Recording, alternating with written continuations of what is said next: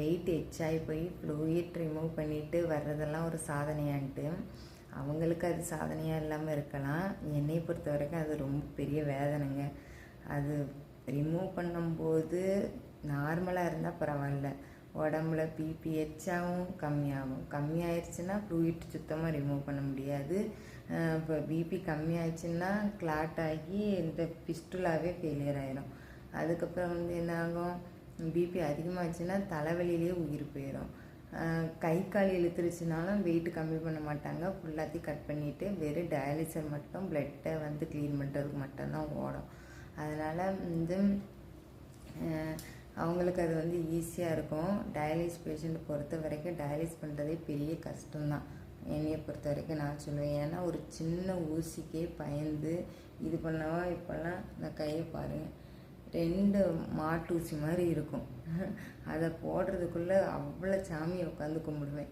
Daily ஒரு வாரத்தில் 3 நாள் 2 ஊசி 6 ஊசி இறக்கணுன்னா பாருங்கள், சின்ன ஊசிக்கே பயந்தவா. இப்போ எப்படி நேற்று சரி சாமி கும்பிடணுமேனு சீக்கிரமாகவே கையில் இருந்து பிரிச்சுட்டேன். இதை 4 மணி நேரம் கழித்து தான் பிரிக்கணும். பிரித்த உடனே ஃபுல்லாக பிளட் நிற்காமலே இருந்திருக்கு. அது அந்த இது பொடி வச்சு கட்டியிருந்தாங்களா, நான் அதை பிச்சேன்னா அது பிளட்டு வெளியே வர ஆரம்பிச்சிருச்சு. மறுபடியும் உட்காந்து அந்த தொப்புள் பொடி மருந்து இருக்குது பார்த்திங்களா, அதெல்லாம் போட்டு ஃபுல்லாக பிளட்டை நிறுத்தி வச்சுருக்கேன். அதனால் யாராச்சும் என்னைய மாதிரி கிட்னி பேஷண்ட் இருக்க மாட்டாங்களா? அவங்களும் நான் 10 வருஷம் டயாலிஸ் பண்ணேம்மா, நல்லா தான் இருக்கேன், இப்படி இருக்கேன் அப்படி இருக்கேன்னு யாராவது ஒரு கமெண்ட் சொல்லிட மாட்டாங்களா?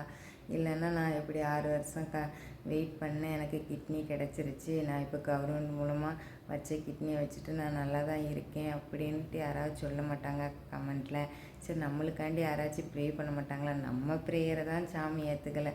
சரி, சாமிக்கு ஃபேவராக ஒவ்வொருத்தங்க இருப்பாங்க, அவங்க ப்ரே பண்ணியாச்சு நம்மளுக்கு ஏதாச்சும் கிடச்சிடாதான்ட்டு ஒரு இதில் தான் யூடியூப் ஆரம்பித்து முக்கியமாக டயாலிஸ் பண்ணிவிட்டு நான் இத்தனை வருஷம் நல்லா தான் இருக்கேன்னு யாராவது சொல்லிட மாட்டாங்களான்ட்டு அந்த கமெண்ட்டுக்கு வெயிட் பண்ணி தான் நான் யூடியூப் ஸ்டார்ட் பண்ணேன். அதை விட என்னோடய ஃபீலிங்ஸை பகிர்ந்துக்கிறதுக்கு. நான்லாம் ஒருத்தங்க என்னை திட்டாங்கன்னா பதிலுக்கு பதில் பேசுகிற கேஸ் கிடையாது.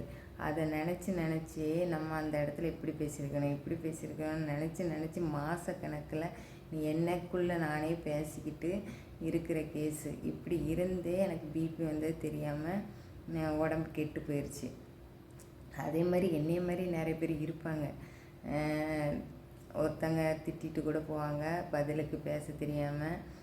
வீட்டில் நம்ம இப்படி பேசியிருந்துருக்கணும் அவங்கக்கிட்டன்ட்டு யோசித்து அவங்க உடம்பே அவங்க கெடுத்துக்கிடுவாங்க. அந்த மாதிரிலாம் இருக்காதீங்க. பேச முடியலைனாலும் ஒரு வாட்ஸ்அப்பில் நேருக்கு நேராக பேச முடியலனாலும் ஒரு வாட்ஸ்அப்பில் மெசேஜை போட்டு உங்கள் ஆதங்கத்தை தீர்த்துக்கங்க. இப்படி மனசுக்குள்ளே பேசிகிட்டே இருக்காதீங்க. இந்த மாதிரி நான் எதனால் பாதித்தேனோ அந்த மாதிரி யாருமே பாதிக்கப்படக்கூடாது. முக்கியமாக என் பிள்ளைங்களுக்கு அம்மா இப்படிலாம் இருந்தாளா அப்படின்ட்டு யூடியூப்பில் என்றைக்காவது ஒரு நாள் மெமரிஸாக இருக்கட்டு அப்படிங்கிறதுக்காண்டி தான் வீடியோஸ் போடுறேன். இப்போ இன்றைக்கி போனேன்னா டயாலிஸ் அப்போ ஒன்றும் செய்யலைன்னா நான் வீட்டுக்கு வரேன், அவ்வளோதான். ஏதாவது ஆயிடுச்சுன்னா அவ்வளோதான் என்னோடய இது. அதனால் என் பிள்ளைங்களுக்கு மெமரிஸாக இருக்கட்டுன்னு மட்டும்தான். இதில் சம்பாதிக்கிறதுக்கோ ஒரு நாளைக்கு 1K வியூஸை வச்சுட்டு நான் என்னத்தை சம்பாதிக்க போகிறேன்? நான் முழுக்க யூடியூப்பை யூஸ் பண்ணுறது என் பிள்ளைங்களுக்கு மெமரிஸாக. அம்மா இப்படிலாம் இருந்தாலா, நம்ம கேட்டதெல்லாம் வாங்கி தந்தாலா, அம்மா நம்ம மேலே எவ்வளோ பாசமாக இருந்தா. ஏன்னா நான் சின்ன வயசில் எங்கள் அப்பா பாசத்தெல்லாம் உணர்ந்தது கிடையாது. ஏன்னா எங்கள் அப்பா சின்ன வயசுலேயே 3 பொம்பளை பிள்ளை ஆகிப்போச்சுன்னு வேலை செய்கிறதுக்காண்டியே மங்களூரில் போய் இளநீ வியாபாரம் பண்ண போயிட்டாங்க. ரோட்லலாம் இளநீ போட்டு விற்பாங்கள்ல, அந்த மாதிரி.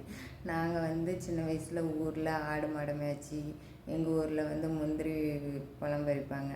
அந்த அதுக்கு போய் ஸ்கூலில் படித்து அப்பா பாசமே இல்லாமல் வளர்ந்தவங்க தான். எங்கள் அம்மா தான் ஸ்ட்ராங்காக இருந்து நெகட்டிவ் கமெண்ட் நிறைய வரவங்க எங்களை பற்றி. ஏன்னா ஊர் சைடு எப்படி இருக்கும், நல்லா கருகருன்ட்டு எனக்கெல்லாம் பல்லெல்லாம் ஒசந்துருக்கும்.